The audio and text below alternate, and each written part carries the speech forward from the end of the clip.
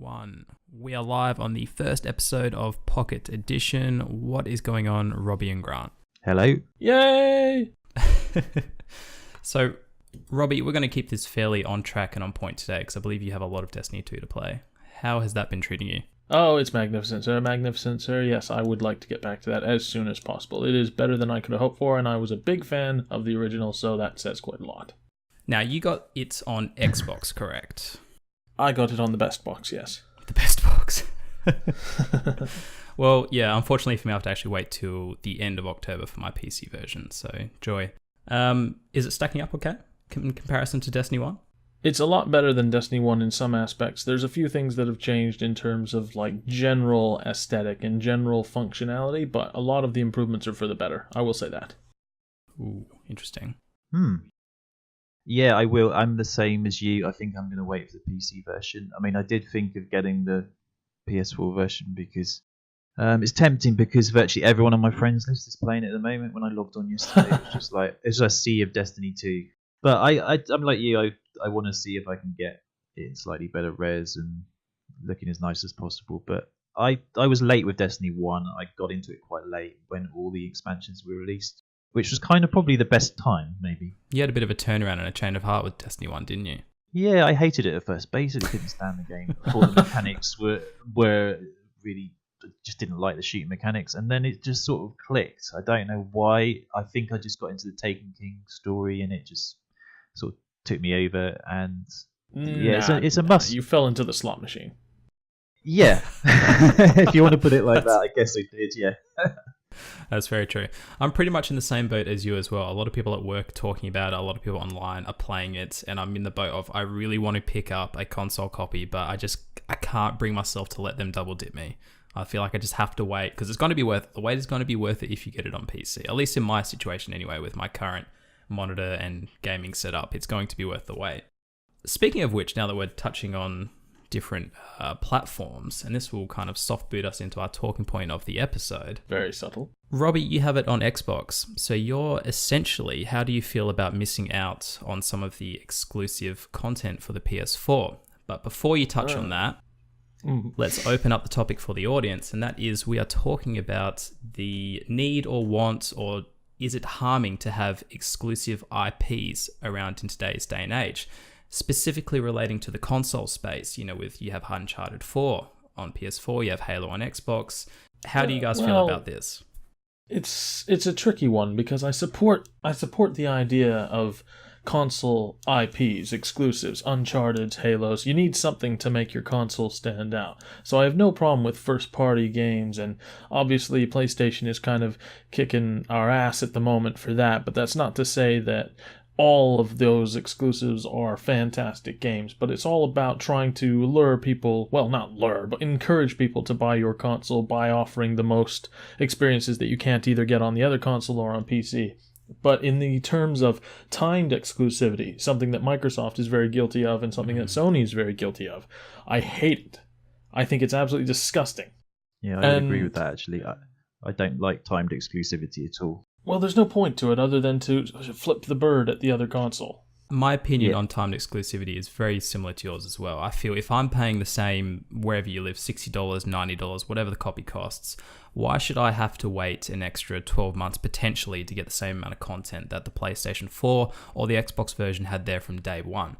To me, that's just a straight up not fair situation, which I just completely think is just total bullshit. It's unfair and it just shouldn't exist. Time exclusivity is a crock of shit. Not only that, think of the example of Rise of the Tomb Raider, which had a Xbox exclusive for about a year, I think. Crystal Dynamics signed a deal with Microsoft for a certain amount to keep it on Xbox, and that actually harmed them because they admitted that if they'd have released it on PS4, the sales they would have got in combination would have been more than they were paid for the exclusive deal in the first place. Yeah, so that's insane. They basically lost out by having a timed exclusive with that particular game. So you've got to think of it from the point of view of the publisher. It's not always good for the publishers. I mean, you think it is because they're getting a cash advance, but then when you look at the sales that you could have got on the other platform. Yeah, it's almost like the mentality behind it could be, well, one, they're building a relationship with directly with the console manufacturer and distributor, but it's also a safe bet. I mean, that's the only thing I can kind of toss up around in my head. There's not really an incentive to go, why should I limit my player base by only delivering it to one console? We had the same thing with Titanfall, the original Titanfall as well. I mean, in terms of timed exclusivity for actual games, I'm a little bit hot and cold about. I can kind of go, well, okay, whatever. I'll just pick up the game for the same price when it releases. Maybe even cheaper. Maybe I get the definitive edition for the same price as what it was when it launched. Yeah. The thing that really ticks me off, though, is more relating to DLC or day one DLC, like with Destiny 2. Destiny 2, for example, you get weapons, armor, you get a strike, you get a PvP map. The Xbox version isn't getting the same content until later in 2018. That is something I think is outrageous. It's a complete flip off to Xbox players, and it's probably going to be the same on PC too. It's probably going to be a PlayStation exclusive feature. But just to touch briefly again on Titanfall, what they did with Titanfall is, it was an Xbox and PC exclusive. The Titanfall game itself, the basic Titanfall game, never came to PlayStation, but the franchise itself turned on the idea of exclusivity, and then opened itself up to a PlayStation for release for Titanfall 2. I don't have a problem with games deciding for their sequels, or to decide to take a game like Crash Bandicoot Trilogy, for example, that was doing really, really well, and it's rumored to become an Xbox this Christmas, and there's a lot of PlayStation fans not too happy about that. And I can't confirm or deny if that's actually going to happen, but it's that kind of thing that I don't mind. I don't mind the idea of exclusive games making their way onto other consoles eventually, as long as they're not like flagship, top sale up sellers for the console itself.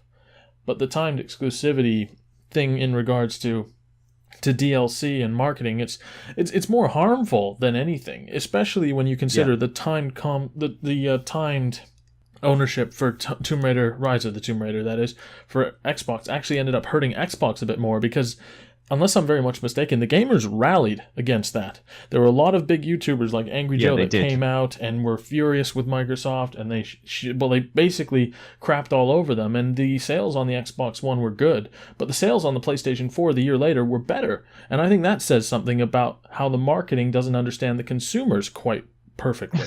Absolutely right. If you look at the fact, I mean, Rise of the Tomb Raider got some special edition on PS4, with all these extra content, like VR content as well. I don't know if that was a kind of way of the publisher saying sorry for we fucked up with exclusivity.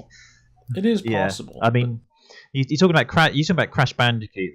That's an interesting one, because I mean, I don't really mind when exclusives go to the other consoles, end up on other consoles. It doesn't really bother me, because it just means someone else gets the chance to play a good game. Exactly. But with Crash, I'm thinking, I thought it was a Naughty Dog property, but then when I looked at it, I thought they signed over the rights to that game, so it doesn't really apply anymore in terms of sort of being tied to PlayStation. But he was actually a PlayStation mascot for the PS1, so it'd be interesting if it does turn up on Xbox.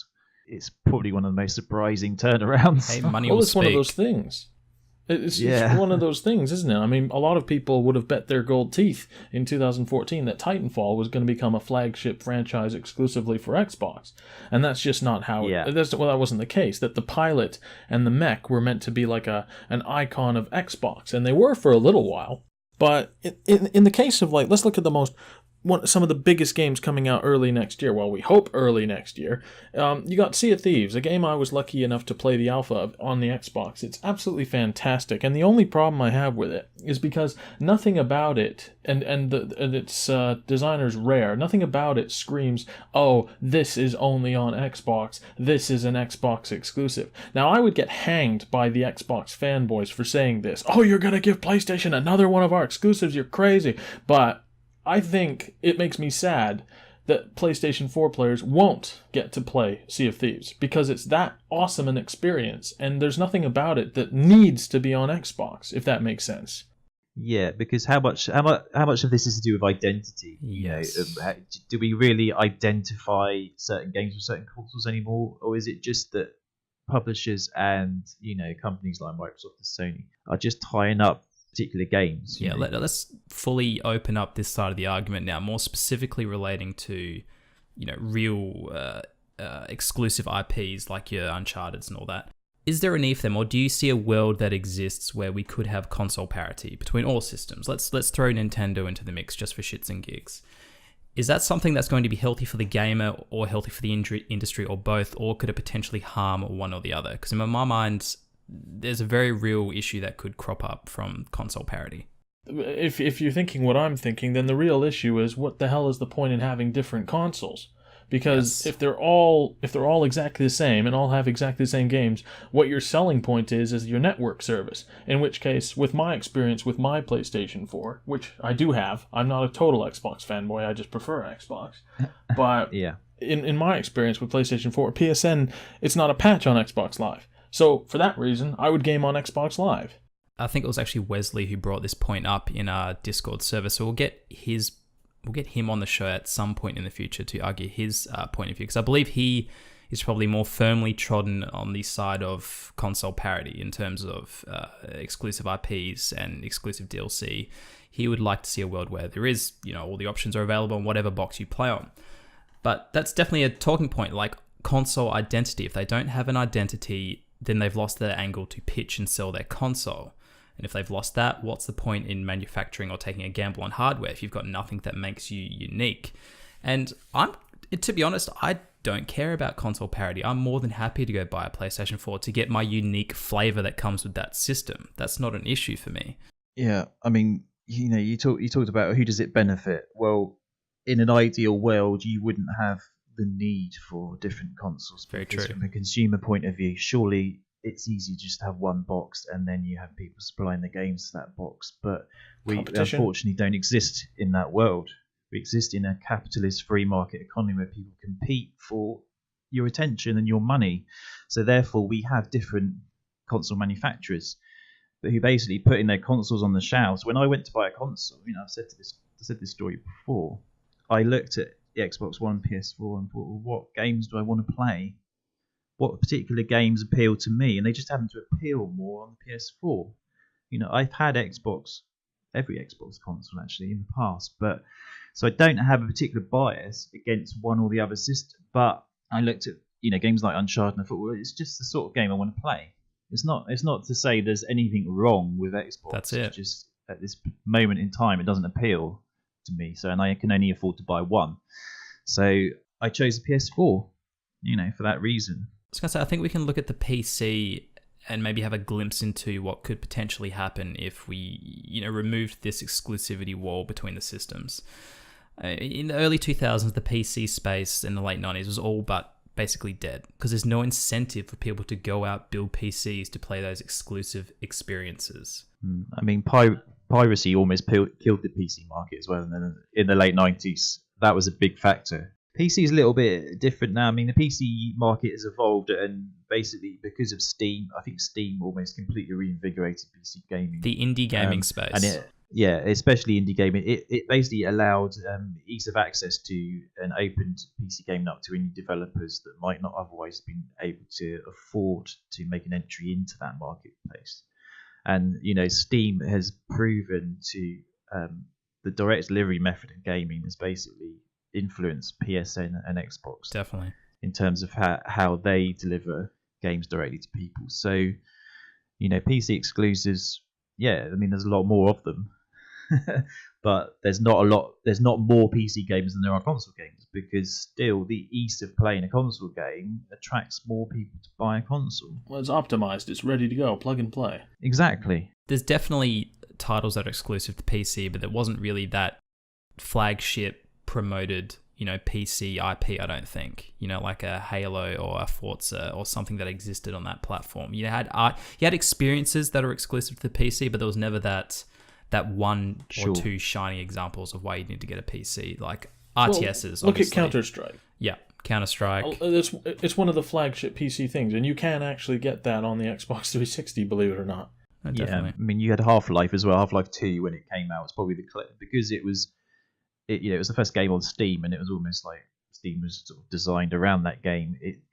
It's sort of the closest you could get to a PC flagship game, but you're right in the sense that it's not the type of platform that has that. And then they released the orange box for PS3 and Xbox 360. Yeah, so then it came to consoles anyway. So Exactly.